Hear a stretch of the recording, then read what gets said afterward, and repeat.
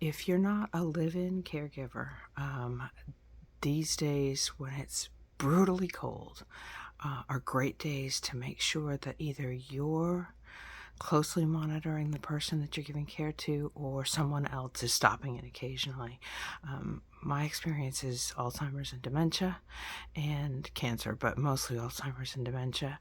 And when it gets really cold out, most people are in danger of hypothermia. And so the best way to make sure that your person, especially if they have a memory issue of some sort or some sort of mental degradation, doesn't go outside and wander around for an hour and get lost and stuck and all that, is to have somebody either checking in on them or actually staying with them for a day. Is it potentially a problem with your work? It might be.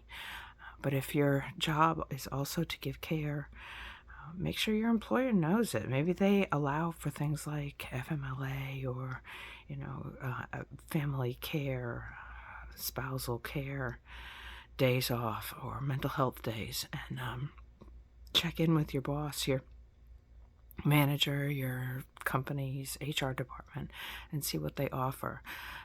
We're getting towards the point in time in the world that, especially in America, that we have to address. We'll call it the elephant in the room. Families giving care to those who are infirm, and we don't want to put them in a home. And by a home, I mean, like in a care facility. There are many reasons to put people in care facilities. There are also many reasons not to. We made the choice, my husband and I made the choice not to institutionalize my mom, and it was the best decision ever. Both my mom and my dad died in their house under hospice care. And that's another thing. Again, I mentioned hospice.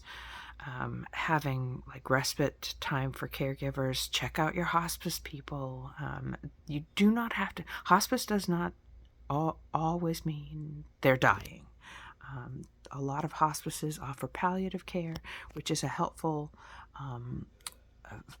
way to get the person medical attention on a regular basis, where you don't have to make the medical decisions, and you may not actually have to drive to a facility. The facility can come to you. So all of these things are good things.